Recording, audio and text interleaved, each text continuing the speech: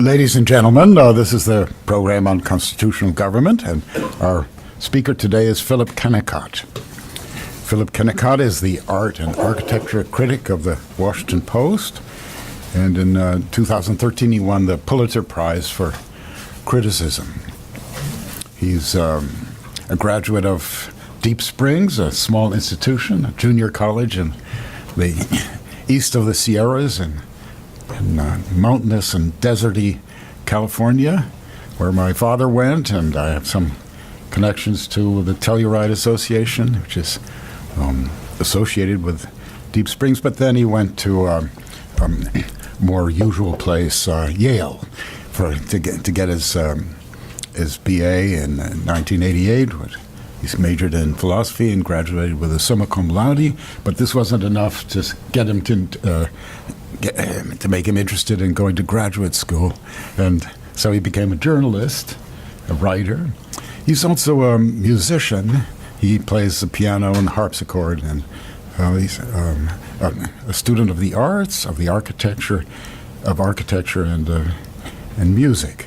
Writes for the Washington Post and other magazines associated with it. So Philip Kennicott is going to talk about the artist as citizen. I'm going to use the podium. I hope you can hear me with this microphone. Thank you, Harvey. Thank you for the generous invitation to come and for your magnanimity. I discovered in conversations recently with Harvey that Harvey's mother had left a piano to this little school that he mentioned that I went to, and I discovered that piano and played it for several years with great pleasure, and never knew who was the actual contributor of it. And last night I discovered it was actually Harvey's mother who played that magnificent instrument. I don't actually write about politics all that often. I write about art, but there are times when art and politics intersect. And in Washington, one of the places where that happens with most productivity is at an institution called the National Portrait Gallery. And in the National Portrait Gallery, the place where this happens in the most concentrated way is in the galleries devoted to images of the American presidents. It spans a range from a magnificent Gilbert Stuart portrait of George Washington up to Chuck Close painting Clinton and a black and white photograph of Obama. And when our current president leaves, it'll include an image of him as well. If you visit the National Portrait Gallery, you pass through several rooms and almost 200 years of portraiture until you encounter the first painting that seems decidedly modern, and that's the one that we're looking at here. This is Elaine de Kooning's 1963 painting of John F. Kennedy. She spoke about the process of making it a year after, in 1964, and it was clear that she was entranced by Kennedy's physical presence. He was not the gray sculptural newspaper image, she recalled a year later. He was incandescent, he was golden, he was bigger than life. And she clearly painted him that way. It's a strikingly vertical portrait. It is made with these rapid, feathery brush strokes with very bold colors pulled across one another, greens over yellows. This curious exposure of the canvas you can see at the bottom of the painting. And this other oddity, you see blues. It was probably painted in, maybe an orange grove or in a beach. It was in Florida that she sat with him for this particular one. But then you also see those blues pulled into things like the shadow of his hairline. The impression left by the portrait makes Kennedy seem a lot less formal and certainly a great deal more energetic than any of his predecessors in the gallery. But it also connects the 35th president to trends in contemporary art. And thus, I think it contributes to a durable but false impression that's been very carefully cultivated about Kennedy over the years, so carefully cultivated that it's now firmly embedded in popular consciousness. We think of Kennedy as a great aesthete. We think of him as an arts lover. And this does not happen to be the case. Kennedy was primarily interested in history. He was a good writer. But those close to him, including his top advisors, said that he was mostly indifferent to music. He was a traditionalist when it came to the visual arts. But he cultivated the image of loving the arts. He invited Robert Frost to recite a poem at his inaugural. He invited Pablo Casals to a very famous dinner in the White House that became one of the kind of classic images of Camelot and glamour. And he also spoke eloquently about the arts, probably more eloquently than any president since. The fact that the nation's cultural center is named for Kennedy is one of those strange accidents of history. The authorization, the law to create the National Culture Center was in fact passed under Eisenhower, and the real work of getting it funded and getting it built was done under Johnson. But after he died, it became the memorial to Kennedy, and so now it's the Kennedy Center, and it bears inscriptions from Kennedy, including one that's become kind of holy writ to beleaguered arts lovers today. I look forward to an America which will not be afraid of grace and beauty. We tend to think of the arts today as spiritually descended from the Kennedy administration, when, in fact, much of what is now happening was the work of the Johnson administration. It was the Johnson administration that created the National Endowment for the Arts, National Endowment for the Humanities, the Corporation for Public Broadcasting, the American Film Institute. It created the Hirshhorn Museum and brought it to Washington, and the Renwick Museum, a museum of American folk art as well. And Kennedy and Johnson, in fact, had very different views and understanding of art and the role of artists in American society. And it's important to understand the difference between them now, especially because I think the arts world in America is at a significant inflection point. A new paradigm has emerged. And the best way to describe it is that ideas that were latent in how Kennedy thought about, and how Johnson thought about the arts, have in the last 20 years come to fruition and have really quite radically changed the way the arts function in the United States today. If you listen to Kennedy's rhetoric, you hear this curious fusion of a kind of romantic 19th century ideal of the artist as a lonely but prophetic figure with Cold War rhetoric about American preeminence, cultural competition. In a 1962 essay championing the idea of creating a national cultural center, Kennedy suggested that the growth of the arts in America was actually a side effect of our technical accomplishment. The growth of the arts, he argued, is part, I think, of a nationwide movement toward excellence, a movement which had its start in the admiration of expertness and skill in our technical society, but which now demands quality in all realms of human life. It was as if somehow if we could put a man on the moon, or we're going to put a man on the moon, we should learn how to play the cello. In 1963, when he spoke at Amherst College in honor of Robert Frost, who had died earlier that year, he expanded on that idea of Cold War emulation to address the role of the artist in contemporary society. The artist, he said, however faithful to his personal vision of reality, becomes the last champion of the individual mind and sensibility against an intrusive society and an officious state.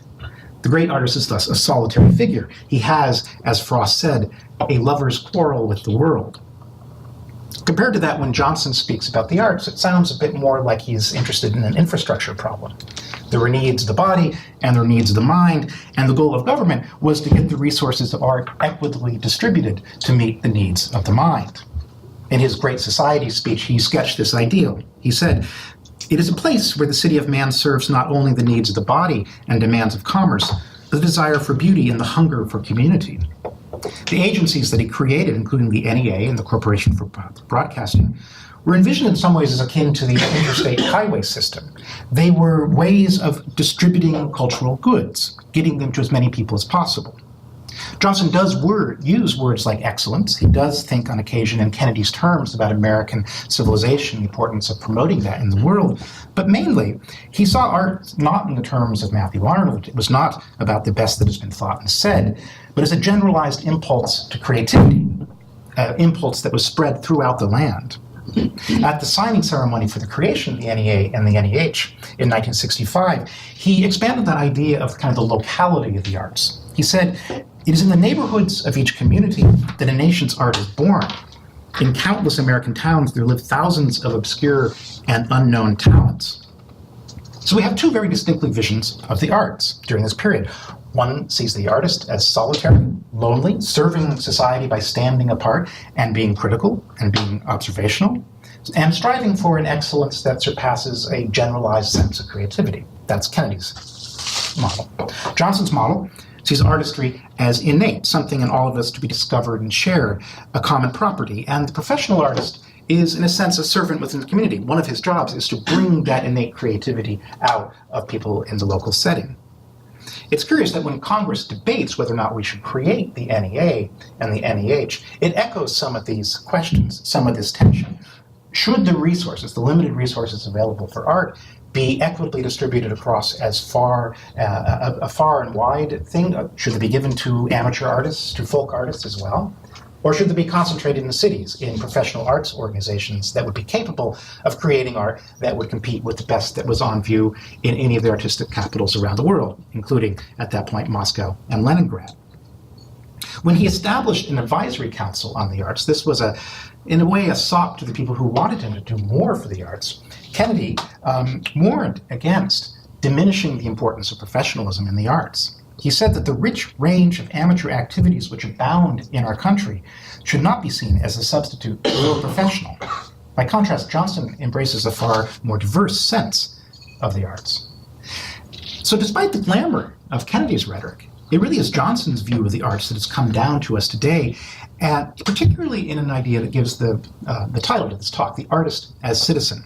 I'm very sorry if some of you came hoping that The Artist as Citizen was going to be about the long history of the way artists relate to the state. I won't be speaking so much about Plato or Rousseau or Kant today, but rather about an idea that has great currency in contemporary artistic culture, in contemporary arts administration.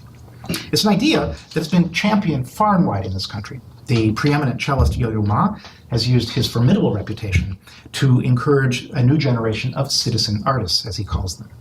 It's the title of a book by the recently retired president of the Juilliard School, who radically reshaped professional arts training there and wrote about the artist as citizen as really his model for how artists should emerge from the nation's most important conservatory. It was the theme of a recent art summit that hosted by the Kennedy Center, which has also launched what it calls a Citizen Artist Fellowship to recognize artists across the country who utilize their art form for positive impact on communities from large to small. It's also the main theme of the Aspen Institute's arts program. And it is also behind the Citizen Artist Incubator, which is an international artist idea that's funded primarily by the European Union. So this is really the dominant idea of how the arts should be functioning, not just in America, but widely, and it's being spread. What does it mean, the artist as citizen? I mean, certainly artists are already citizens. They must be citizens. Fundamentally, it's really about changing the nature of what artists do away from necessarily making artists their exclusive occupation to serving as a social service agent, educator, community builder. A popular word is ambassador. But it also encompasses a range of other ideas, and I'm going to kind of lump them together because socially, if you are with somebody who's talking about the artist as citizen, you will hear these same ancillary ideas as well. In many ways, it's a reaction to the perceived elitism of the established arts organizations, the ones that were really in the best position to thrive under the old model back when the NEA was funding them, and also particularly the Ford Foundation. This is going back to the 1950s. These organizations are really now perceived as being aloof, being removed from the community, not really deserving the amount of public funding they're getting. So it's an argument with those established institutions, a way of getting outside the box of the established cultural centers. But the idea, this artist as citizen, also incorporates themes and ideas that are popular in the tech sector and among people who study organizational culture. So, for instance, it celebrates collaboration, not really as an end to artistic production, but as an end in itself. Collaboration really as a good thing, regardless of what results from collaboration. It also conveys a distaste for conventional ideas about the artistic canon, or dividing lines or silos between artistic disciplines, and certainly an aversion to hierarchies within the arts, and any firm dividing line between the arts and entertainment. Among the most recent of these associated ideas with the artist as citizen is something called creative placemaking. This was a coinage of the National Endowment for the Arts under the Obama administration that attempts to get artists connected with local economic or community development projects and very much sort of localizes the impact and the operation of the artists within communities. A number of Johnson's best ideas about the arts come to fruition in The Artist as Citizen, especially the idea of access for the arts and the notion that the arts should be for everyone. That, I think, is axiomatic. But there was a shift in emphasis, an important shift from Kennedy's ideas about excellence to Johnson's ideas about creativity. In 1997, there was a meeting of an organization called the American Assembly. This is a kind of think tank that was founded under Eisenhower when he was president of Columbia University. And they summoned top arts leaders to think about a new paradigm for the arts. This is now 20 years ago. And the work that came out of that American Assembly meeting really established this new sense of the arts, this new paradigm. They published a book called The Public Life of Arts in the Americas, a kind of summation of the conversations that they had. And this is how that book describes this new paradigm. The core value of artistic excellence, originally a guiding principle for public subsidies, seems to be transforming into a focus on creativity. Artistic excellence was associated with elitism and tended to focus attention on artistic products. Creativity, however, can more easily accommodate cultural pluralism and tends to focus attention on artistic process. So products versus process. The American Assembly meeting in 1997 really was a kind of watershed for the arts in America. And it's not one that I think is widely known, nor particularly understood by people who consider themselves engaged with the arts. The participants at the time were responding to a number of practical things. It was 1997. They were trying to deal with the fallout of the culture wars, the debates about the funding of arts and obscenity and the artist's proper freedom when they're being given public funds that had happened through the early 90s. So the word artist had taken on a sort of bad odor, and there was an attempt to try and reinvent the artist in a new way that would not be associated with some of those issues. There was also an emerging economic imperative at the time. There had been throughout the 50s, 60s, and 70s enormous growth in the arts in America. Symphony orchestras, which had been primarily in major cities, were cropping up in smaller cities, in small towns all across the country. Theater companies, opera companies, museums. Many people perceived essentially an overcapacity in the arts. And as they watched audiences get older, as they watched them move to other forms of entertainment, as they watched entertainment become something much more that you did in your house with videotapes, the question was, what do we do with this overcapacity? So it made a certain sense to repurpose particularly the performing arts as doing things besides simply giving concerts 52 weeks of the year.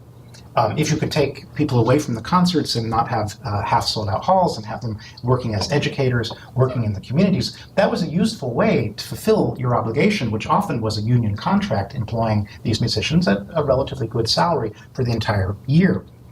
So it's no surprise that even today, if you look at help wanted ads in the performing arts, you'll see things, for instance, assistant conductor and community ambassador. It was a way, in a sense, of diversifying what the musicians did. This paradigm, I think, is not absolutely new to our current moment. There are echoes of it, and I would trace those echoes back to that point in American history where American artists are first emerging with sufficient skill that they can actually compete with artists in Europe. So this is going back to about the 1820s and 1830s, and foremost among these, of course, are the writers, the transcendentalists. And they have a very particular view that in ways echoes where we have gotten with the Johnson view of the arts. Emerson says a lot of very inspiring and maddeningly contradictory things about the arts, but I think he definitely sees the artist as a servant and certainly as selfless in some way. He says the artist is not to speak his own words or do his own works or think his own thoughts, but he is to be an organ through which the universal mind acts. The Transcendentalists generally believed that the artist was transformed, that art transforms the artist, and that was the fundamental thing that was important. So that Thoreau can write that it's not the idea, how it is expressed in stone or canvas, but how far it has obtained form and expression in the life of the artist. And I think they also felt that the process of making art was more important than the actual art itself, which does echo Johnson's sense in a way. The historian Neil Harris has summed this up, I think, very well. He writes, the Transcendentalists most valued art energy, not art achievement, the artist's life rather than the artist's works. Not all of them were prepared to appreciate, study, or even experience great art, but all saw the artist's role in society as meaningful and inspirational. So we might say that there is a long-standing American tradition that values both artistic service and creativity, but in a way distinctly different from where we are now. The Transcendentalists valued service to something universal as a means of transforming our lives and our communities. And they stressed creativity not at the expense of excellence, but as a kind of homage to an unachievable perfection in the arts.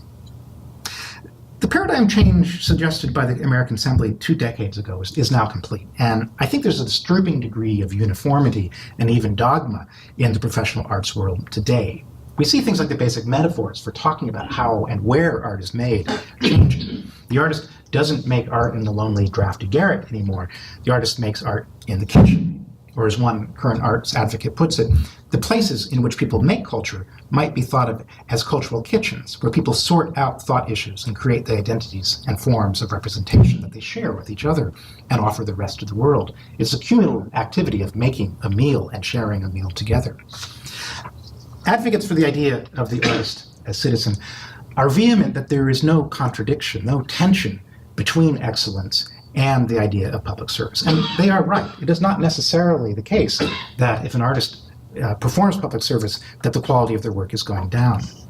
But it's curious how the word excellence disappears from the discourse. You don't hear it in most places that people talk about arts. It's a bit of an embarrassment.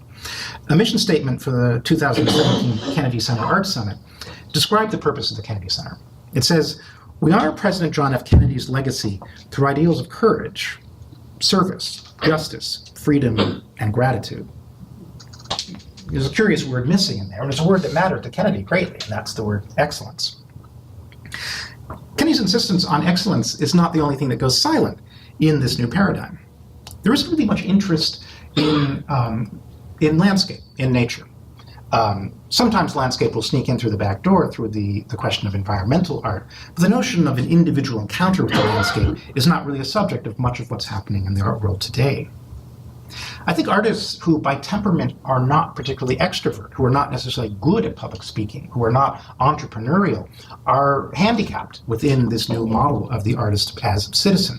In fact, many people have now taken to talking about artist-producers rather than merely artists. Frost's notion of a lover's quarrel with the world, well, that sounds rather quaint today, especially if your role is to be an ambassador within the community. Ambassadors, of course, are not supposed to argue. The idea that the arts help us deal with intensely personal things like the fear of death, grief, failure, solitude, emotional isolation. All of this is a little bit embarrassing when people talk about the arts within this artist as citizen model. And fundamentally, there isn't really much conversation about what artists actually do and how art operates in the community or in the society. It's sort of embarrassing to think about the arts and the role of the artist. As one arts advocate wrote in a book published just 2 years ago, what the cultural policy sector has not delivered in its paradigm-shifting work of the last 17 years is a clear description of the term artist. I think that's fairly remarkable. Certainly, the arts have always had a parallel discourse about what artists do and how they function and what it is that we encounter when we see and engage with a work of art. There's not much discussion about that phenomenological aspect of the arts anymore.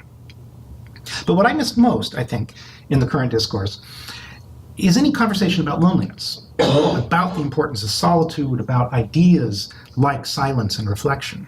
Because I think if you want the arts to serve a purpose in society, you have to stress these things. You have to stress the way in which the struggle to understand our own isolated and particular condition precedes and determines our efforts to understand the general and communal condition.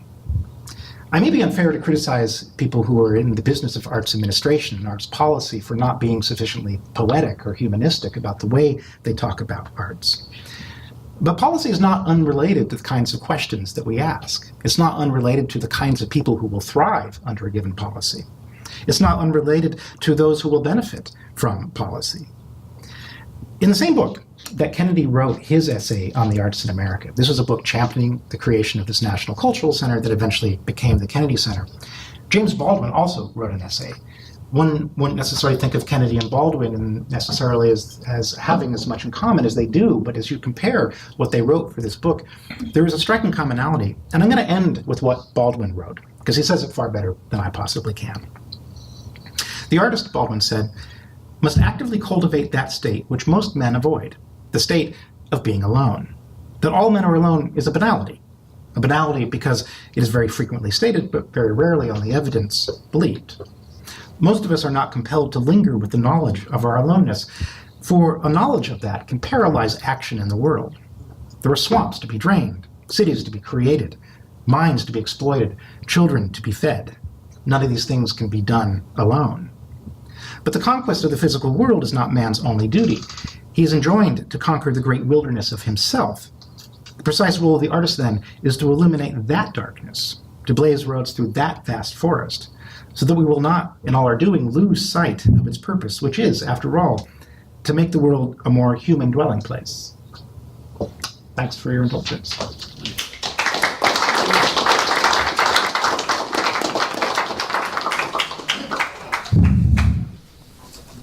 Should we do questions from down here? Sure. Go. Thank you. A very fascinating talk. I'm wondering if it's possible to talk about art as citizen without talking about art within the Cold War context and as a means of, I guess, to borrow Bourdieu's term, cultural capital. In essence, to propagate the West and NATO's cultural excellence in contradistinction to the Russian use of art, which was, and as you know as a pianist, certainly if we can go think of great piano players, how many names can you think of that start with Vladimir or some other Russian name? Clearly, when you talk about the new Soviet man, when you talk about the building of the Russian utopian person as a citizen, as an Eastern citizen, it is intertwined with propaganda. Art is propaganda, the cultural propagation there. And when I see this painting, I'm thinking, what is this stating against? Wow, that is not realist. This is not a Soviet realist. This is a state. This is like a big middle finger to, pardon the expression, but a big middle finger to Soviet realism. And I'm wondering if we're conflating an individual's interest with his role as a politician, which is to represent the cultural capital of the West. So it's not about the citizen, it is about Western cultural imperialism. That goes all the way to diplomacy. If you look at, in contrast, the architecture of foreign embassies. We didn't have these austere mausoleums that really represented conformity. We had independence and expression. That is high art, both great, excellent, but also distinctively American. Well, let me back up a little bit at the beginning of your question. It is interesting that the artist as citizen model definitely defines citizen very locally. It's a citizen of a community. It's not necessarily a citizen of the country. Because to do that would mean you had to have a stronger sense of what American art is. You'd have to have a stronger sense, maybe when you use Bourdieu's notion of cultural capital, of American cultural capital. When you look at Russia today, they are still producing arts in a fairly conservative model of fairly close in many ways to what they were doing under the Cold War. The conservatories are strong. The opera companies, the symphonies are still well funded and well attended. There isn't quite the same embarrassment about whether or not these are elite institutions. They're seen very much as Russian or national institutions. It's obviously much more difficult for the United States as a multicultural and a pluralistic society to do that. But I do think that we've lost a lot of momentum, especially since 2001, by not having, in a sense, a more forthright cultural policy in the world. We've pulled out of things like the USIA, and we've removed ourselves from a lot of the major cultural organizations. You don't hear these things, these Cold War activities like sending abstract paintings around the world or sending American jazz artists. This all seems like it belonged to a different era. I think there's a lot of value to be had from doing that, especially at a moment when we find ourselves, in multiple crises around the world. Part of the problem is that I think that the arts have become so marginal in the United States that it's difficult for politicians to even countenance the idea that they could be effective in that role. We're so far from that period that we don't even really remember it in a practical way. I don't know if I answered your question. I'm wondering if we forgot I'm wondering if there's a difference between let's see what I wrote, what people actually say. You talked about what these politicians would say, and what they really mean. And I wonder, and what the original intent. And I wonder if this is actually, I would surmise that this is a political project that funded by the states through places like Columbia, where we are essentially trying to analogously, we had a space race. Didn't we also have some sort of artistic race against the Cold War? And with the end of history, we also had the end of art history. And we, as a polity, we underestimated the role of art actually as something that binds the West in a way, in contradistinction to I think what is actually very successful in Russia, which is quite obviously they're going back to, and sure, they're reading the old stuff and regurgitating it, but it works. And Putin is certainly all things to all people. He's superhuman. We can make fun of the fact that his shirt is off, but it works there. It works in other in the post-Soviet space. You look at North Korea, right? We have the Palace of the Arts. Clearly, something that binds them and creates the imagined community. And I think maybe we underestimated that. I think we underestimated the amount of energy it takes to create and keep together culture. It in many ways is falling apart through a lack of care, a lack of tending, I think, in the United States. I wouldn't want to romanticize, however, any sort of Soviet notion or authoritarian notion of culture, because I don't think that's where we want to be. We want, when we were sending the abstract expressionists around the world, we were definitely promoting a sense of democratic ideal through that, a sense of personal freedom among the artists, even if this was not necessarily funded by people who were in that particular game. I think what's happening mainly is that a number of institutions have found a way to repurpose forces and funds to their own ends. There was a sort of disarray in cultural policy after the culture wars in the 90s, and people stepped into the breach and figured out a new way to keep those resources circulating, but keep them circulating to their own ends. And it turned out that was a very localized, very sort of dispersive notion of culture. Very interesting talk.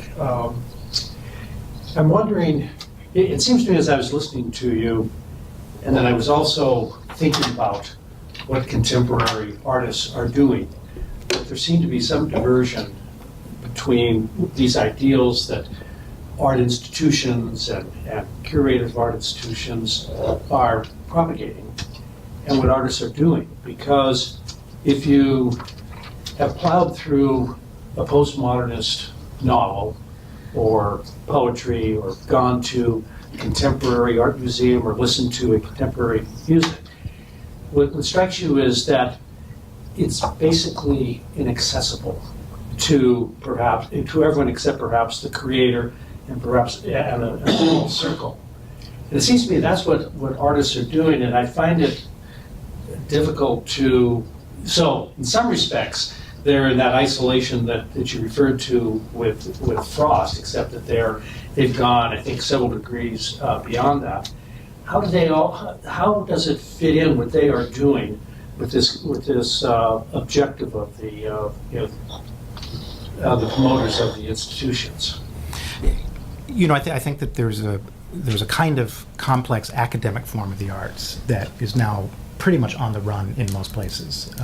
This is, if you looked at music and composition departments throughout the 60s and 70s, it was dominated by composers making a music that was not really very accessible, certainly not to ordinary listeners. You had to have a great deal of training and a good deal of patience to try and find the meaning in these works. There is a kind of art that's happening in the more sophisticated galleries in New York and in some of the more sophisticated contemporary art museums that's also not accessible. But what's also happening is there's essentially creation of a whole new kind of art that is primarily based on the notion of accessibility. And this is happening. This is what is happening at the local level. This is what you'll see when you look at something like creative placemaking. creative placemaking is not going to be, an atonal opera in a factory. It's going to be using local musicians who are making music that's of interest to the people in the immediate community in a local space. So, in a sense, you're having a division of these worlds, and I suspect that the older academic model that was often quite complicated and obscurantist, that's fading. And in a way, people are almost getting nostalgic for it at this point, because it's at some point it's going to be gone, and it'll be a bittersweet memory for people who found it frustrating. Yes, Robert. I think a fascinating talk, and I guess I'm just wondering, there's a worry obviously that you have about this new discourse surrounding the artist as citizen, but I guess my question is just, is the worry primarily about the decline of the artist as a kind of critical, lonely voice challenging authoritative opinion, or is it rather about the decline of the artist as a specimen of human excellence, as a kind of embodiment of the best that has been said in thought? I'm primarily concerned about a range of things that are not being talked about. I would consider myself as a preservationist, in a sense, that there were a number of ways that we used to talk about art that we're no longer talking about it. And as those disappear, I wonder what happens to the artists who don't fit into the models that exist. So it can be both things. It can be, an artist who simply by temperament is cussed and doesn't fit into a community center, who doesn't interact well with the audience, but does brilliant work, does excellent work. The loss of emphasis on excellence is part of a broader change.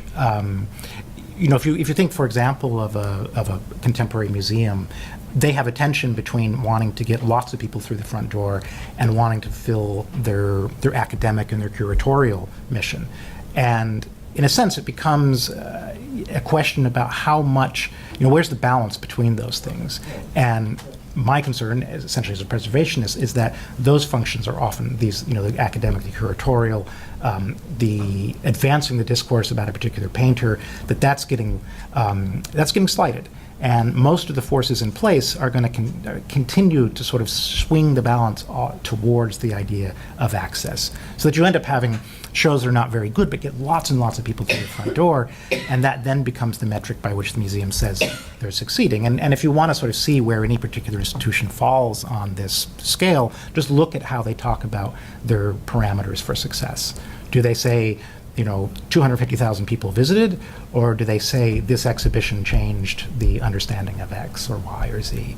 And my concern is there's not enough of that, and too much of simply the volumes of people. Dimitri, also from Yale. Thank you for the talk. I very much enjoyed it. I was wondering about the thing you said right at the end about one of the things that's being lost is art is no longer provoking people to encounter solitude in a particular kind of way. And there was another transition that you described on which art increasingly becomes about the act of the artist creating the art rather than the piece of art that is created at the end. And I wonder how those relate to one another, because it seems to me that the transition in focus away from art as a work for the public and towards this intense exercise or activity of art creation, it does reflect a different kind of focus on the solitude of art. In a sense, the artist is saying, by making art, art is an exercise in grappling with my own solitude. It's a solitary human experience, and that's why it's not about interacting with the public in some way. And so, in sort of this odd way, it seems that when art becomes this increasingly solitary exercise for the artist, it also ceases to help or to confront broader audiences, or to help broader audiences confront that set of questions and human concerns. So I'm wondering how those two relate. I think the transcendentalists are not the only ones to believe that the process of internal form or self-reflection has impacts in the world, that it precedes making changes in the world. It's necessary for that kind of solitary reflection before one can be out in the world. And oftentimes that's seen as kind of a cop-out, especially if you believe art should be urgently at work in the world. Why are you focusing on this solipsistic idea of the artist grappling with himself, grappling with these internal changes? But I don't think that's really true, and I think we're actually at a moment in our culture where it's particularly not true. If you look at the way we're relating to contemporary media, to social media in particular, we actually need to discipline ourselves. That there's a lot of collective action that comes from, in a sense, individual decadence in relationship to these kind of media. So that the process of looking at how you relate to something very personally is a way of actually improving the potential collective chance of being better at something. So that if individually you sit down and you get really angry at X, Y, and Z in a way that corrupts your ability to actually be an agent in the world, you need to be focusing on that. And I think, in fact, that we're at a moment in our country where the notion of looking inward at your own character is absolutely essential. It's not always the case. I mean, there will be times when the urgency of collective action means you have to skip that step. But I think that becomes, at this moment, we're at that crisis point. Go on.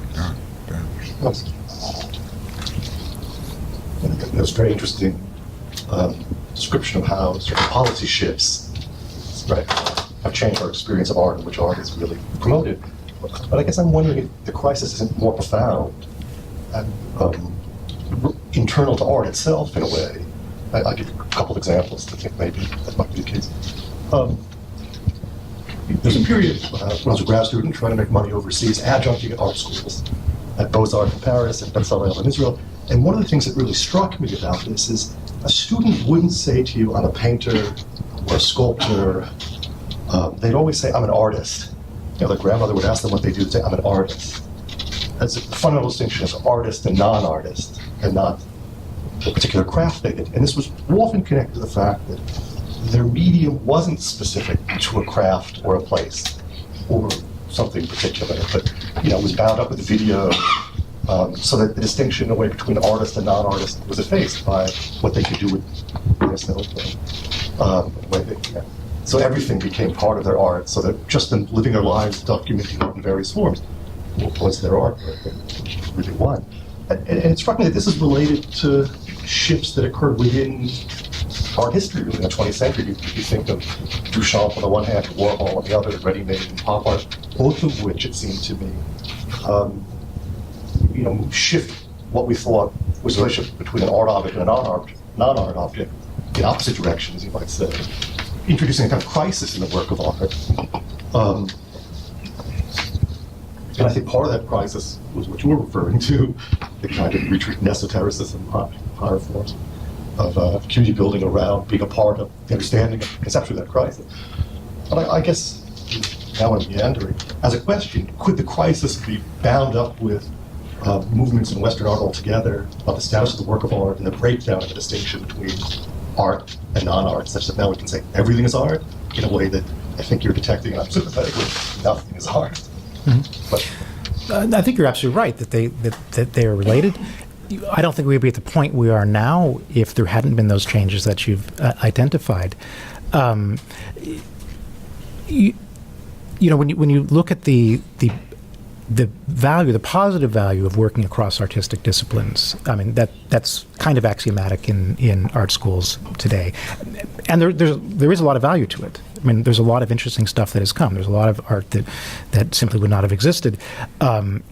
But it becomes very difficult for, I think, the artists who are not interested in working across those disciplines. The artists who do, in fact, define themselves simply as a painter, as a sculptor. What role do they put in? The challenge is to say, okay, here are a set of options you have. You can break down these silos. You can make art across these things. You don't have to be hemmed in by traditional notions of painting or sculpture or any of these other things. But nor do you have to take advantage of all of those options if you don't want to. If what you need to do is, in fact, happily within a silo, then work within your silo. That's the thing that I worry that we're missing. It's that permission, in a sense, to work within a fairly old-fashioned way within the arts, along with allowing the arts to go in the directions that they're going to go.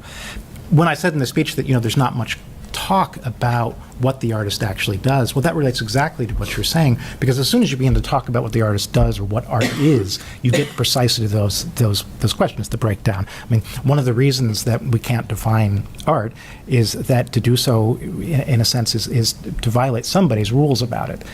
We don't have things like a Royal Academy. We don't have any sort of traditional curriculum that establishes what the arts are or should be. I think that is a positive aspect of the way the arts function in America.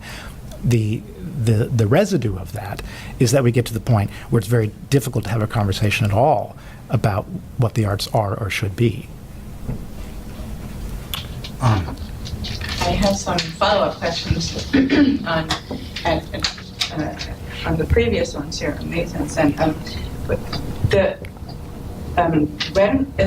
when can we identify by name the last big period in American art? Like Nathan mentioned abstract expressionism, and you did. I'm not educated enough to know of anything past that one could give a name to in American art. And is it true what Nathan said, that was this the last movement that was supported financially also by U.S. politics? I've heard that even the CIA was involved in making these guys big and in making it an American thing to be exported and to show American freedom and individualism. So was this the last big movement, and after that it dispersed? And is it true that it's related to the end of the Cold War? I'm not sure that you quite specifically answered that question. And then to Dan's question about the arts not being quite so what art is or what counts as art not being quite so identifiable anymore. It's related a little to the first question about abstract expressionism. When there are no more real movements or schools of arts, it becomes harder, it seems to me, to apply a standard to what's a good work of abstract expressionism. It's somewhat arbitrary, but it's easier. You can compare, and there are things in here. And who's a good classical musician? I don't know. We have Mozart and Haydn, and then there's also better people, and you can see, they're not quite as good as like those guys. So yes, when you lose these kinds of movements and schools, and you seem to lose a standard by which to judge. Yeah, so those two questions are related in a way, but they are follow-ups on those two.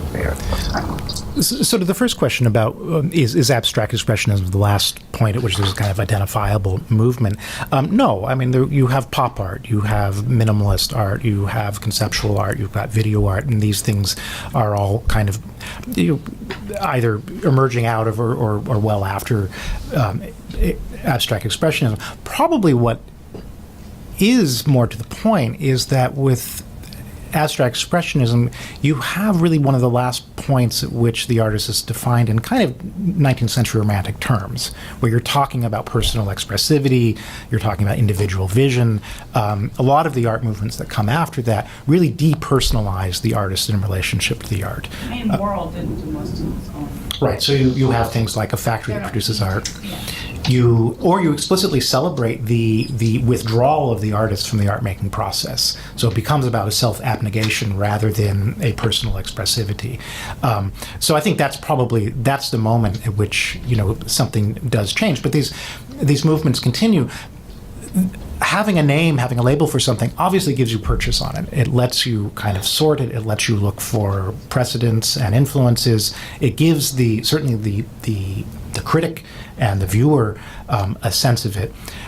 But no sooner is a name established for a movement than the academic response is to show you why that name doesn't actually adequately incorporate all the things that you thought were in that movement.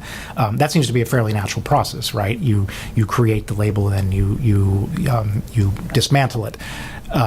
And I think that's a worthy process. I'd be happy to accept lots of fuzzy labels, especially when you're talking about aesthetics.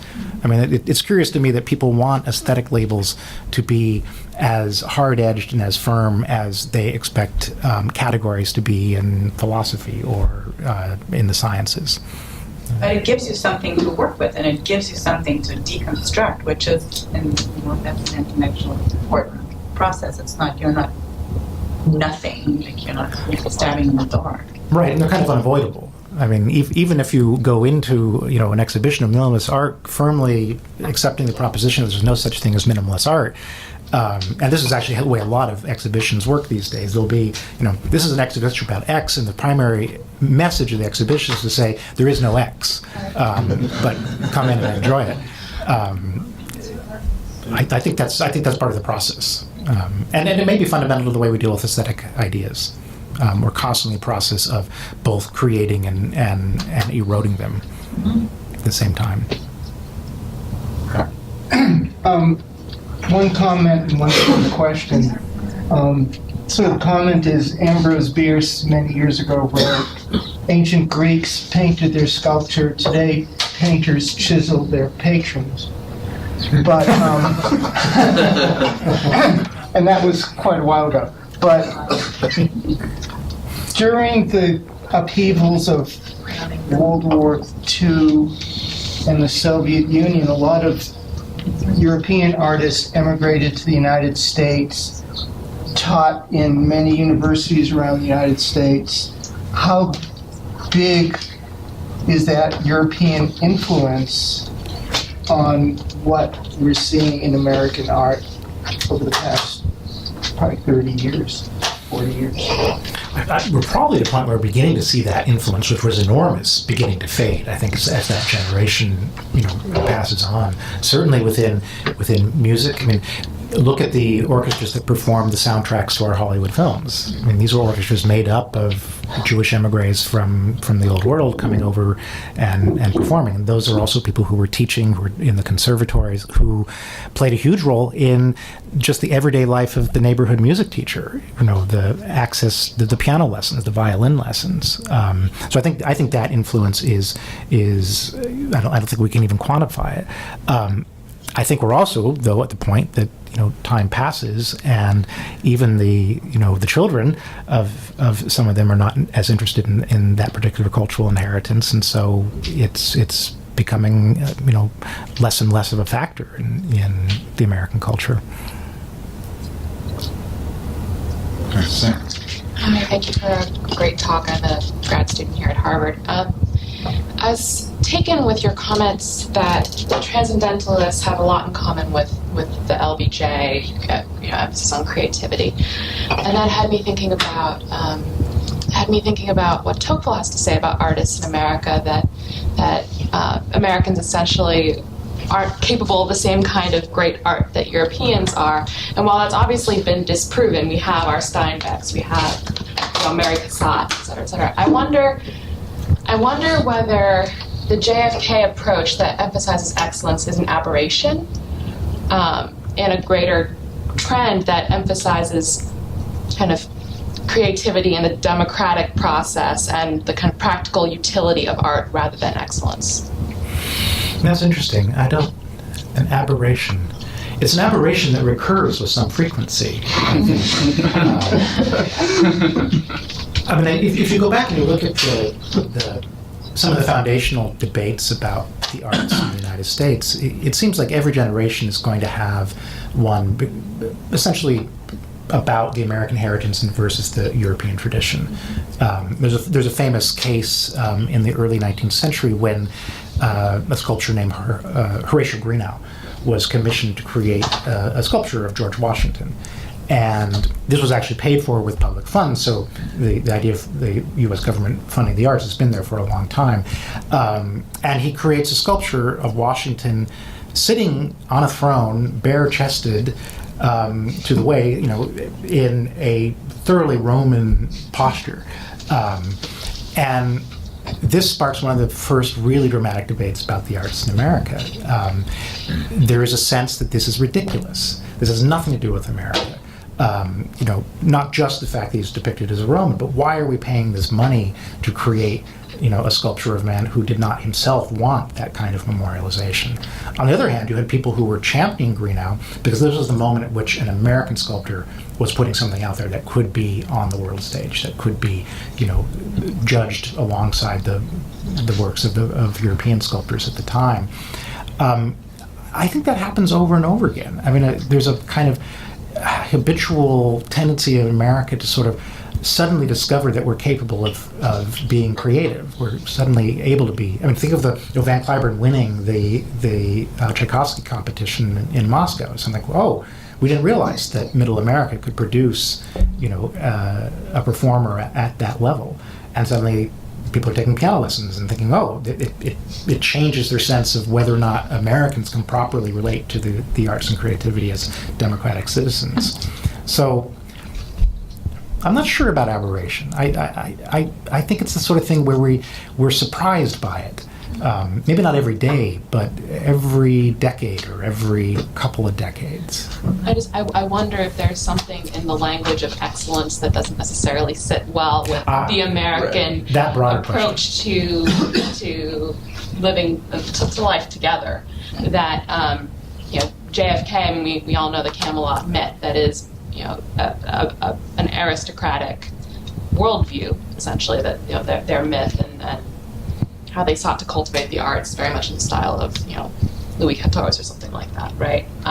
So that's kind of what was more of my question. Right. Okay. Sorry.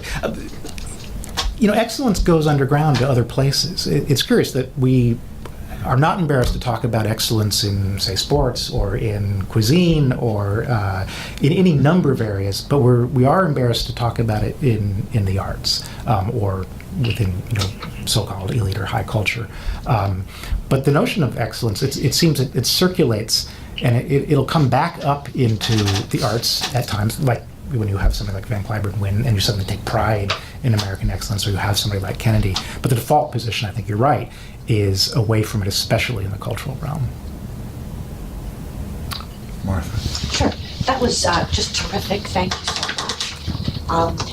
Here's my question. Why, and David, I think, previewed this with you earlier. Why are the arts in America, whether fine arts, theater, music, even movies, why are they increasingly, or seeming to be increasingly under the influence of the left? Does this relate to your thesis about Johnson versus Kennedy, or is it something else altogether? So I'm not sure I agree with the premise of the question entirely, that the fine arts are under the influence of the left. I think that if you look at popular entertainment, there's a sense that the left is definitely succeeding much more than the right in putting its messages out through popular entertainment. That's certainly true.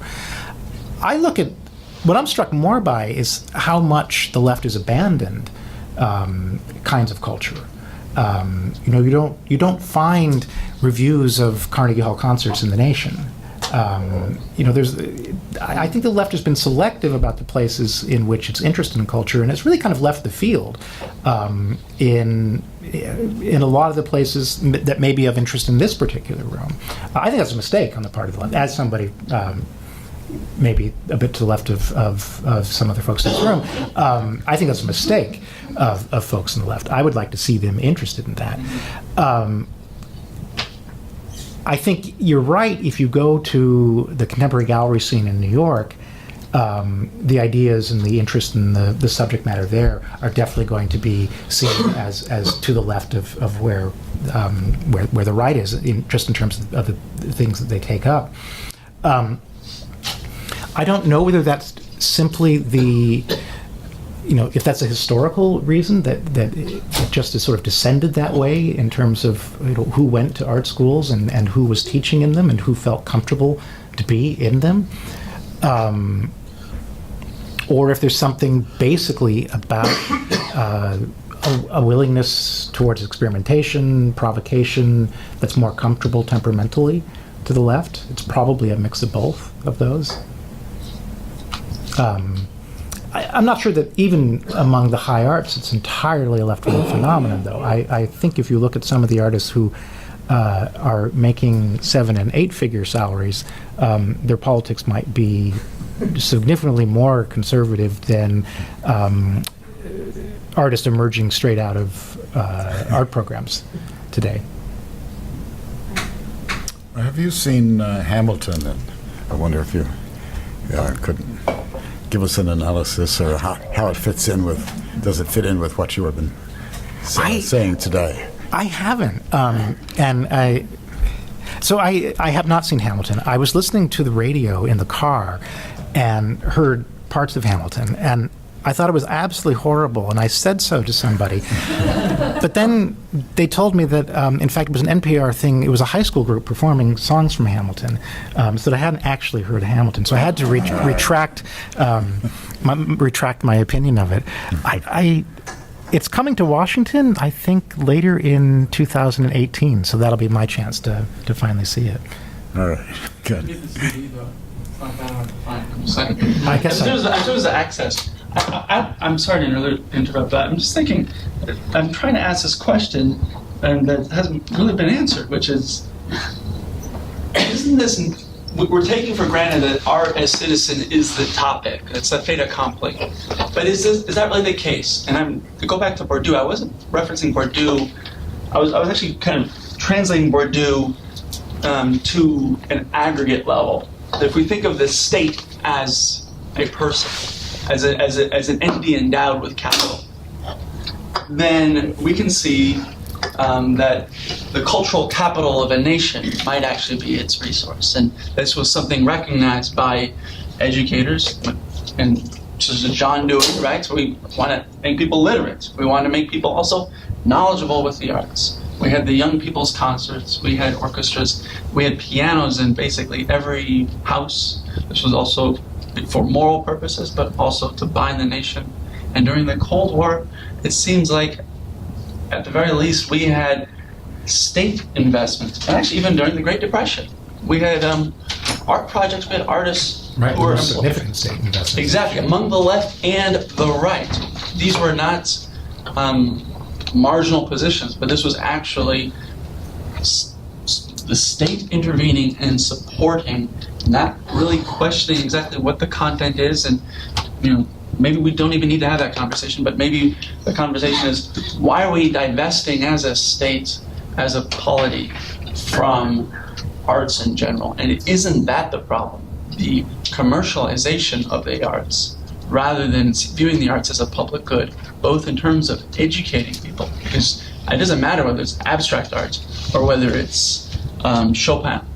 I know I benefited from the legacy of the young people's concerts and from a musical education. It helps me as a statistician, because that is actually, you can take that with you everywhere, and I'm sure you're aware of that in your own work.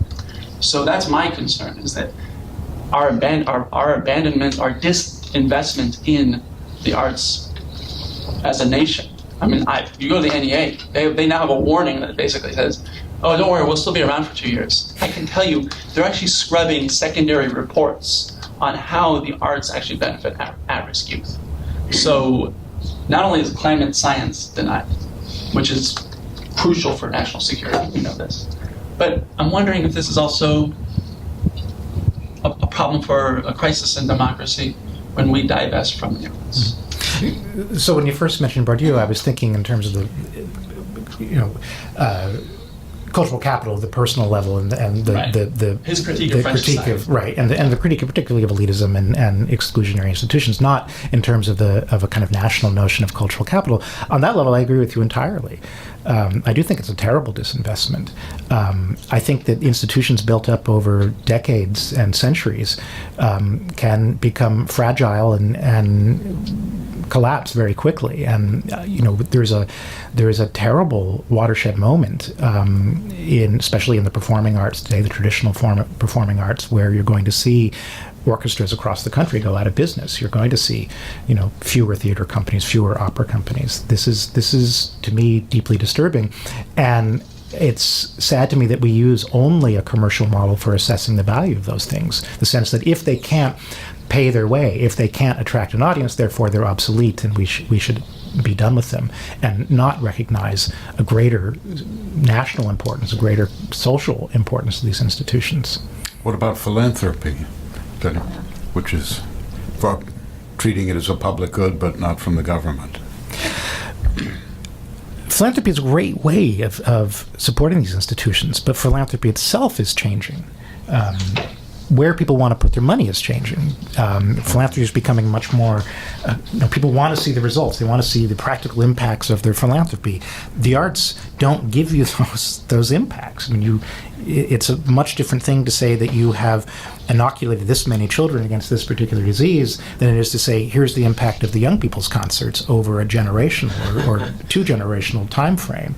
And so philanthropy, if philanthropy were far-seeing and hadn't been quite so infected by this notion of wanting to see immediate and tangible, measurable results, And especially in health.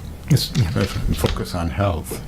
Right. So it seems that the philanthropists, to a considerable extent, copy the government with its interest in health and its focus. I mean, thinking of the Gates Foundation as the things which interest it. Instead of doing what a democracy doesn't do on its own, which is to support maybe the finer things of life, they do more of what a democracy specializes in, which is the lesser things, but the more obvious goods of life. I mean, it is curious how many arts organizations have changed what they do or changed the approach they make to philanthropists precisely to go through health. So, a healing garden within a hospital becomes a way of extending the mission. That's fine. And that may serve a very useful, important purpose. But you see how quickly the institutions adapt their own mission to the place where the resources are going to be coming from. I think of the Andrew Carnegie and his libraries. That's a combination of excellence and democracy. Rarely found and not generally practiced today, it seems. That they're not looking for this. Well, you may please know that the building that was the original Carnegie Library in Washington, D.C. is about to reopen as an Apple store. I think the concern about a singular philanthropist, though, is how much instability are we putting in if we're giving that much undue power to the taste of a few to the good of the many. Let's think of Carnegie. Imagine that didn't exist as a thought experiment. Imagine if I proposed to this table without having a public library system intact. I think we're going to have books for free. We're going to have this on every street corner. Doesn't that sound like the biggest communist plot that has ever existed? So I'm wondering, if we want to have that kind of uncertainty in the system. And with the Barrow Gates, sure, his new curriculum will teach regression to kids, but great. Well, all right, where's the art? Isn't there? Excuse me for answering. Isn't there uncertainty in the public sphere as well? And that's what's endangering the budgets for the NEH and the NEA right now. Well, I think as a statistician, we always want to decrease our confidence intervals, so we'd like to see institutions that with less uncertainty, right? So the question is, of course, there's uncertainty everywhere, but balance of powers, all that. Here's a question over here.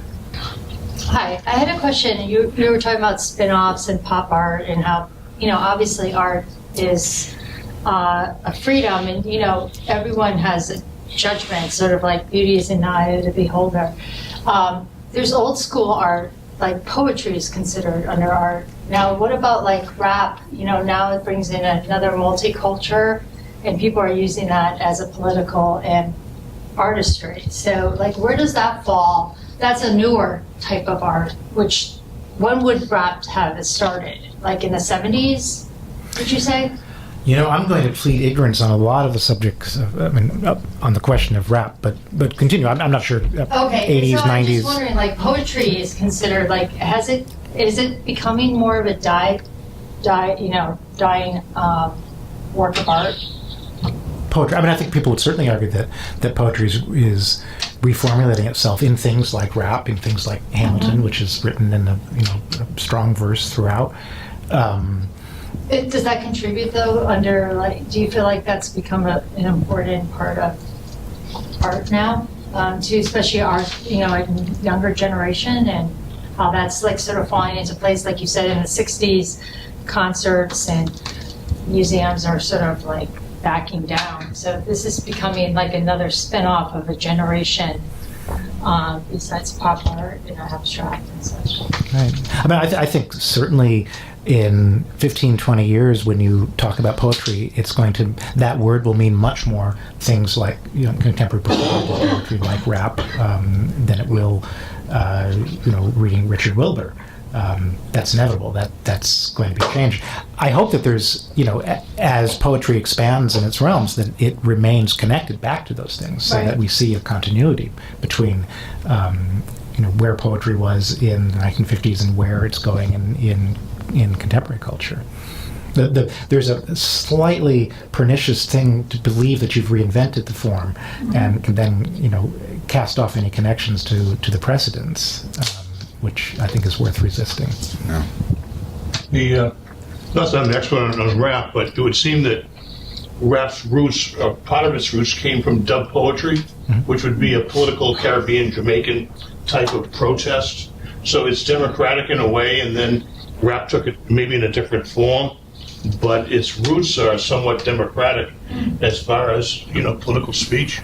Right, I think if you read Whitman in a certain way, you could hear almost a foreshadowing of the kind of Kanye.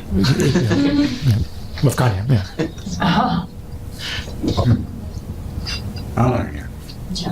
yeah. Slightly rambling question.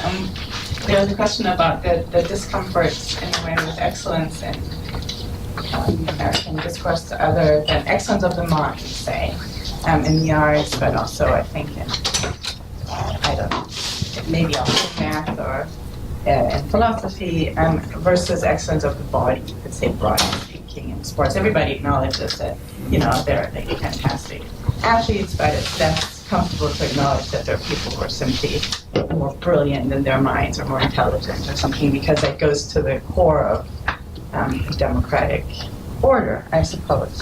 So this discomfort, is there a certain discomfort in a democracy, quasi-democracy, that will work itself out more and more the longer the older this democracy is?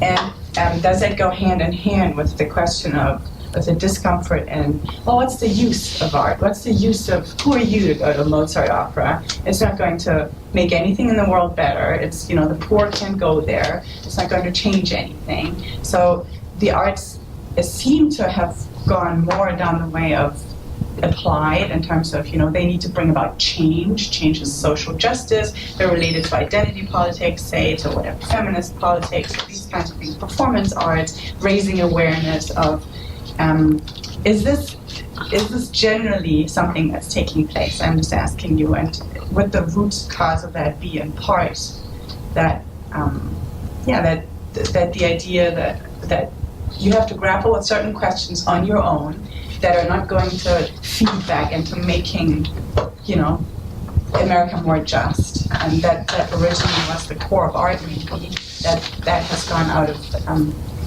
fashion because it's too privileged, it's too useless.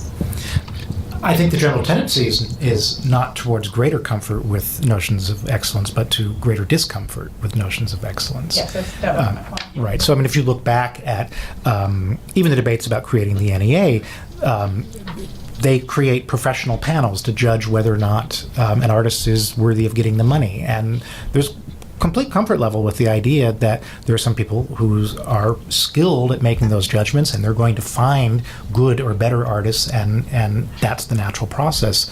We're not so comfortable with that anymore.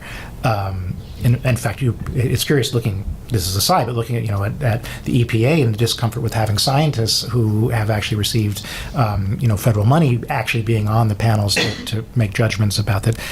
The tendency is always, I think, going to be towards a greater sense of suspicion and discomfort with expert skill and with the perception of excellence.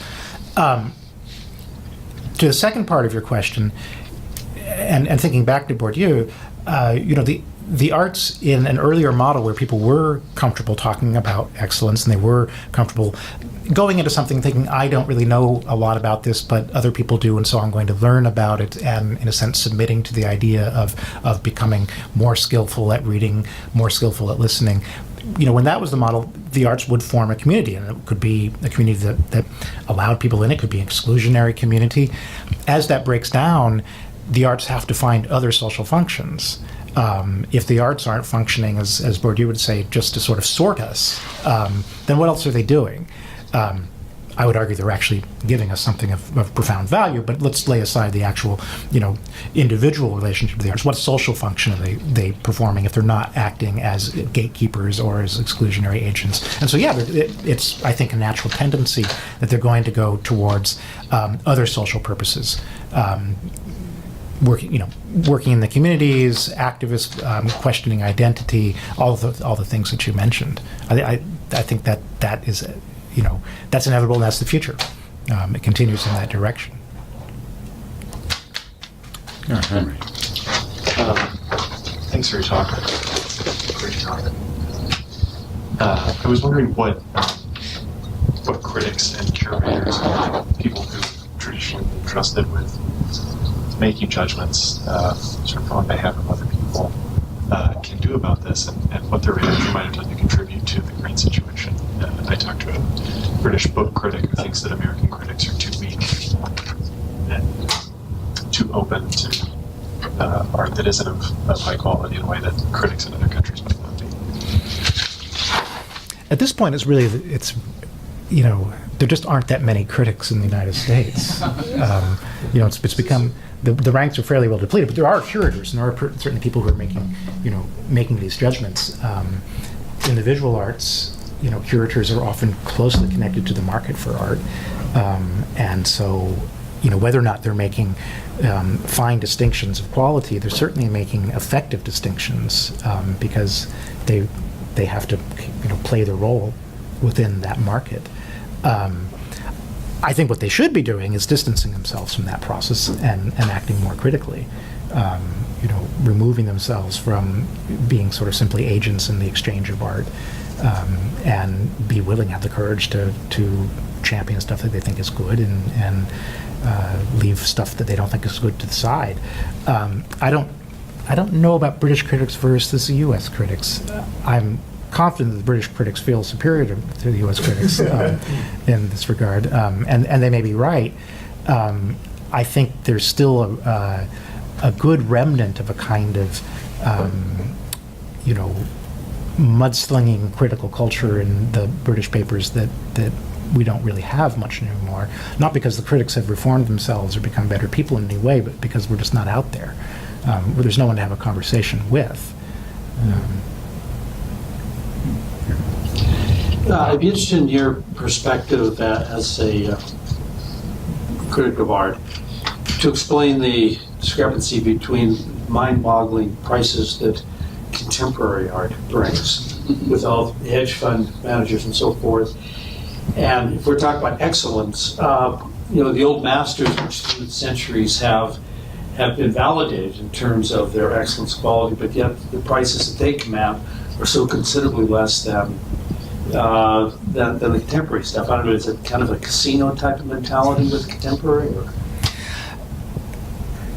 I think that when it comes to the really huge prices for contemporary art, it's best to think of that work essentially as a kind of promissory note or a document of exchange. It's not really about the quality of the work, it's about the exchange value of that work. And the art market today, the contemporary art market, is over the moon for the simple reason that people have a lot of money they need to store someplace. And it's an easy way to store it. in a way, I'm sort of glad that that money hasn't circulated into the market to the same degree for Rembrandt prints or something, because that will put those works out of the public domain. I mean, if it was equally as efficient to store your money in a Fragonard painting versus a Jeff Koons sculpture, people will store it in a Fragonard painting. I'm glad that's not the case. And I think that the harm done by storing it in a Jeff Koons painting is limited mainly to the people involved in the transaction. Tom Palmer. So you work for an elite institution, and you mentioned that there aren't many critics, but the digital tools in the world today are given tools that cost nothing to everyone. So being a critic is democratized completely. I mean, there are thousands and thousands of bloggers that write good and some bad film criticism. For instance, I follow the sort of low arts of music and film, independent film.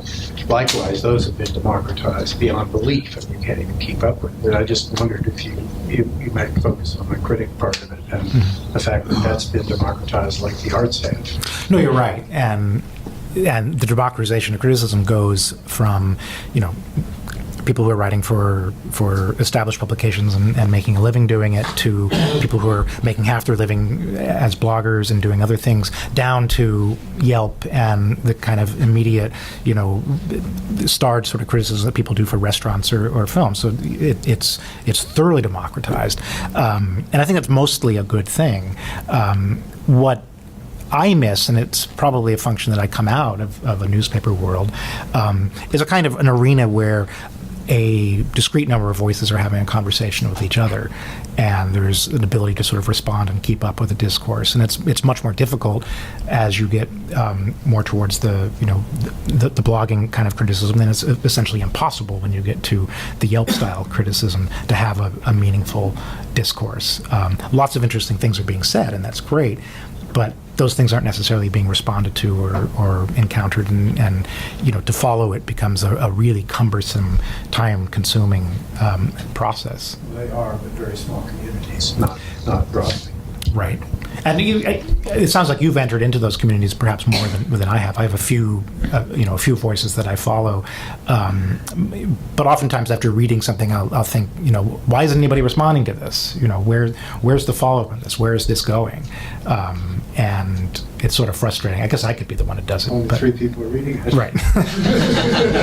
Yeah. Right. Point to that, I suppose. You haven't been at the Washington Post long enough, I guess, to be able to speak to this, but I wonder if the role of the critic at an institution like the Washington Post or at these major publications, I wonder how that has changed over the past decade. So was it once that art criticism was considered part of the fundamental role of these institutions, and now it's an increasingly odd part of the digital empire that is contemporary media? Or just in general, how does criticism fit within what newspapers and magazines do today? I've been at the Washington Post long enough to see almost 2 decades of how it's changed. When I came there, the critics belonged to what was called the style section, which was originally the women's pages.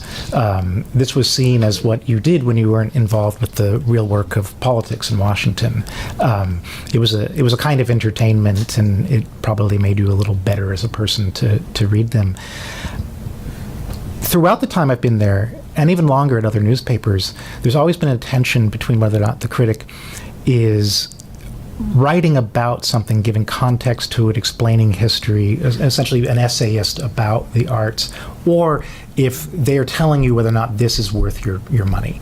Is it worth $10 to go see this film, or is it worth the time it takes to go to the National Gallery to see a show? So it's very, the tension was between essentially explication and consumer guidance.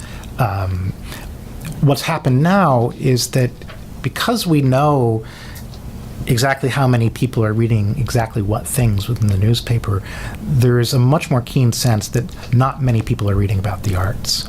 A shockingly small number of people relative to what, the people who are reading about other things, politics and celebrity culture and so on, are reading the arts. And so we've had for a number of years, probably about 4 or 5 years, I'd say now, a kind of lovely obsolescence in which we can actually go about our own way undisturbed because we play such a minimal role in the rest of the dialogue. Periodically, people will come along and say, well, we've got to do something about this problem. We've got to make our critics, get them larger audiences and make them more relevant to what's going on. I try my best not to be at work on those particular days, or at least steer them away from that folly. But there's definitely out there on the horizons a sense that if people aren't reading criticism, then I should be doing something different. I should be doing a different kind of writing. And so the pressure is to write more about the social politics of art, write about the art market, which is always of interest. If a painting sells for a higher price than it's ever, something by that artist has ever sold before, that actually gets readership. I really have resisted doing any more than is necessary to give people an accurate sense of the art world, because it's not criticism, it's something else. Most newspapers that have kept critics would really like to see their critics go in that direction, essentially out of the business of criticism. Do you think this obsolescence then, this happy obsolescence, is stable, or is it a residue? Is it this weird transition from an older age of media to a newer age, where in the newer age you might not have such friendly patrons who let you do what you take to be the work of criticism? It's definitely not permanently stable, because the forces are to monetize clicks. I mean, that's how publications online are going to survive. And so you can't really have dead wood like me lying around for too long. You can leave it there for a while. And I think that people who do criticism like I do it will last as long as the newspapers have editors that are personally interested in things like the arts, which actually is not so different than it was 30, 40, 50 years ago. I mean, the reason that classical music critics existed was because, the publisher liked to go to the symphony and therefore liked to read about it. That's an inefficiency in the modern newspaper model that will probably be worked out eventually. Was it just a matter of taste, or was it about, going back to whether it's philanthropy or the nation's federal funding, it's about the public good. It's about, going back to Durkheim, education is moral, or doing, right? It's not just being a technician. And we can look inward at the institutions and this false division between humanities and science. So I would like to think that it was about the public good. And as a parallel example, if you think about investigative reporting in newspapers, this is another place where they're not getting much return on their investment from this. It will earn them awards eventually if it's a good report, but you're paying a lot of people to spend a lot of time to dig up information on something that may turn into one story in 6 months or in a year. So there's a public good model for how newspapers are functioning. Yes, we're going to invest in that, not because it helps the bottom line in any direct way or immediate way, but because we feel it's important to do that kind of work. And I think there are publishers and editors who feel that same way about arts criticism. Luckily, the thing about the public good and our own personal interests is we often conflate the two.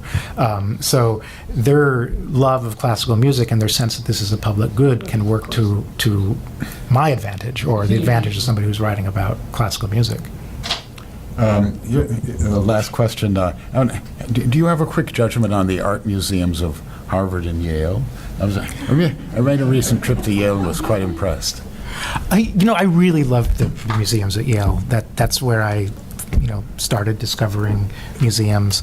I've always found the Harvard Art Museum sort of diffuse,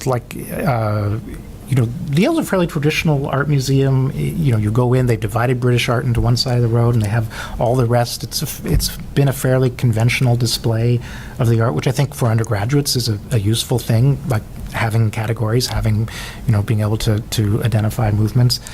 At Harvard, I think they've done a beautiful job architecturally with conjoining these various museums, but it always feels just a little scattered here. Nonetheless, you have some great paintings. In fact, I think there've been I've noticed a number of shows in the National Gallery that have had works from the fog that have come down. So certainly the collection is not to be deprecated. Well, thank you for this wonderful and very thoughtful talk. Ladies and gentlemen, this is the program on constitutional government, and our speaker today is Philip Kennicott. Philip Kennicott is the art and architecture critic of the Washington Post, and in 2013 he won the Pulitzer Prize for criticism. He's a graduate of Deep Springs, a small institution, a junior college in the east of the Sierras in mountainous and deserty California, where my father went, and I have some connections to the Telluride Association, which is associated with Deep Springs. But then he went to a more usual place, Yale, to get his BA in 1988. He's majored in philosophy and graduated with a summa cum laude, but this wasn't enough to get him to make him interested in going to graduate school, and so he became a journalist, a writer. He's also a musician. He plays the piano and harpsichord, and he's a student of the arts, of architecture and music. Writes for the Washington Post and other magazines associated with it. So Philip Kennicott is going to talk about the artist as citizen. I'm going to use the podium. I hope you can hear me with this microphone. Thank you, Harvey. Thank you for the generous invitation to come and for your magnanimity. I discovered in conversations recently with Harvey that Harvey's mother had left a piano to this little school that he mentioned that I went to, and I discovered that piano and played it for several years with great pleasure, and never knew who was the actual contributor of it. And last night I discovered it was actually Harvey's mother who played that magnificent instrument. I don't actually write about politics all that often. I write about art, but there are times when art and politics intersect. And in Washington, one of the places where that happens with most productivity is at an institution called the National Portrait Gallery. And in the National Portrait Gallery, the place where this happens in the most concentrated way is in the galleries devoted to images of the American presidents. It spans a range from a magnificent Gilbert Stuart portrait of George Washington up to Chuck Close painting Clinton and a black and white photograph of Obama. And when our current president leaves, it'll include an image of him as well. If you visit the National Portrait Gallery, you pass through several rooms and almost 200 years of portraiture until you encounter the first painting that seems decidedly modern, and that's the one that we're looking at here. This is Elaine de Kooning's 1963 painting of John F. Kennedy. She spoke about the process of making it a year after in 1964, and it was clear that she was entranced by Kennedy's physical presence. He was not the gray sculptural newspaper image, she recalled a year later. He was incandescent, he was golden, he was bigger than life. And she clearly painted him that way. It's a strikingly vertical portrait. It is made with these rapid, feathery brush strokes with very bold colors pulled across one another, greens over yellows. This curious exposure of the canvas you can see at the bottom of the painting. And this other oddity, you see blues. It was probably painted in, maybe an orange grove or in a beach. It was in Florida that she sat with him for this particular one. But then you also see those blues pulled into things like the shadow of his hairline. The impression left by the portrait makes Kennedy seem a lot less formal and certainly a great deal more energetic than any of his predecessors in the gallery. But it also connects the 35th president to trends in contemporary art. And thus, I think it contributes to a durable but false impression that's been very carefully cultivated about Kennedy over the years, so carefully cultivated that it's now firmly embedded in popular consciousness.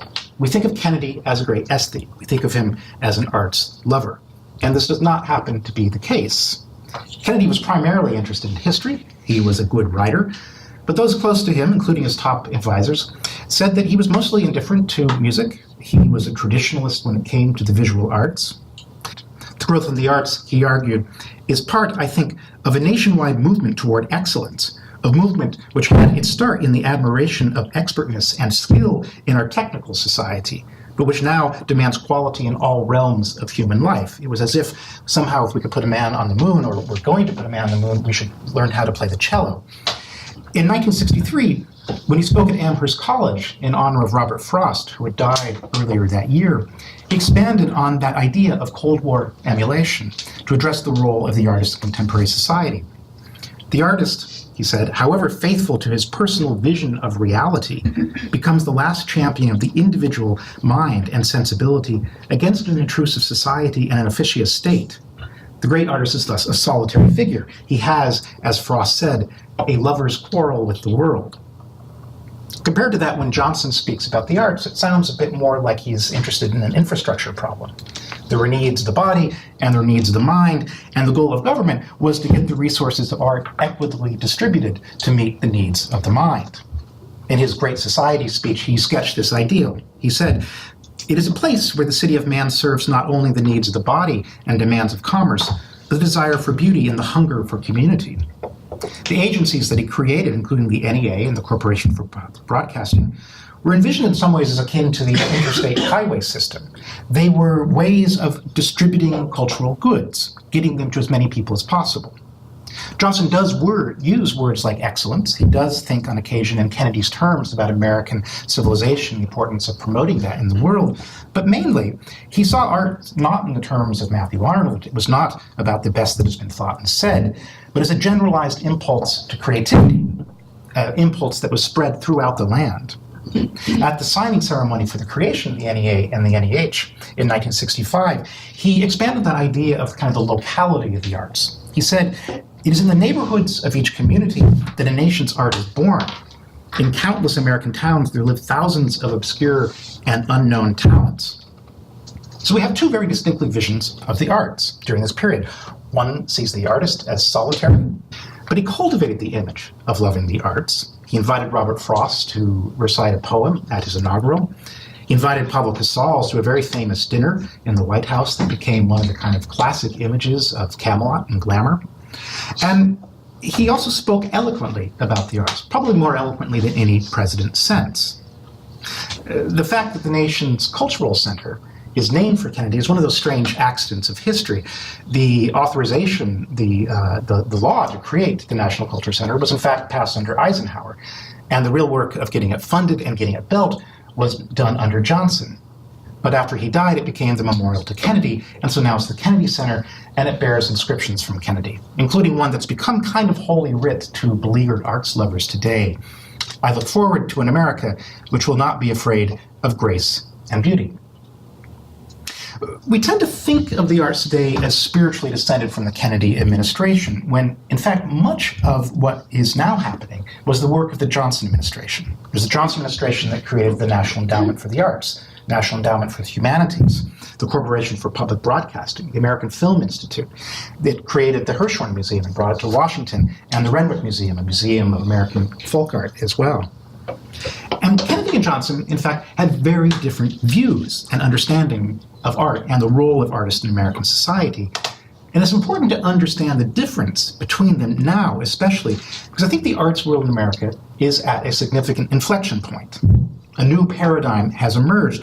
And the best way to describe it is that ideas that relate in how Kennedy thought about, and how Johnson thought about the arts, have in the last 20 years come to fruition and have really quite radically changed the way the arts function in the United States today. If you listen to Kennedy's rhetoric, you hear this curious fusion of a kind of romantic 19th century ideal of the artist as a lonely but prophetic figure with Cold War rhetoric about American preeminence, cultural competition. In a 1962 essay championing the idea of creating a national cultural center, Kennedy suggested that the growth of the arts in America was actually a side effect of our technical accomplishment. Lonely, serving society by standing apart and being critical and being observational, and striving for an excellence that surpasses a generalized sense of creativity. That's Kennedy's model. Johnson's model sees artistry as innate, something in all of us to be discovered and shared, a common property. And the professional artist is, in a sense, a servant within the community. One of his jobs is to bring that innate creativity out of people in the local setting. It's curious that when Congress debates whether or not we should create the NEA and the NEH, it echoes some of these questions, some of this tension. Should the resources, the limited resources available for art, be equitably distributed across as far, a far and wide thing? Should they be given to amateur artists, to folk artists as well? Or should they be concentrated in the cities, in professional arts organizations that would be capable of creating art that would compete with the best that was on view in any of the artistic capitals around the world, including, at that point, Moscow and Leningrad? When he established an advisory council on the arts, this was, in a way, a sop to the people who wanted him to do more for the arts. Kennedy warned against diminishing the importance of professionalism in the arts. He said that the rich range of amateur activities which abound in our country should not be seen as a substitute for a professional. By contrast, Johnson embraces a far more diverse sense of the arts. So despite the glamour of Kennedy's rhetoric, it really is Johnson's view of the arts that has come down to us today, and particularly in an idea that gives the title to this talk, The Artist as Citizen. I'm very sorry if some of you came hoping that The Artist as Citizen was going to be about the long history of the way artists relate to the state. I won't be speaking so much about Plato or Rousseau or Kant today, but rather about an idea that has great currency in contemporary artistic culture, in contemporary arts administration. It's an idea that's been championed far and wide in this country. The preeminent cellist Yo-Yo Ma has used his formidable reputation to encourage a new generation of citizen artists, as he calls them. It's the title of a book by the recently retired president of the Juilliard School, who radically reshaped professional arts training there and wrote about the artist as citizen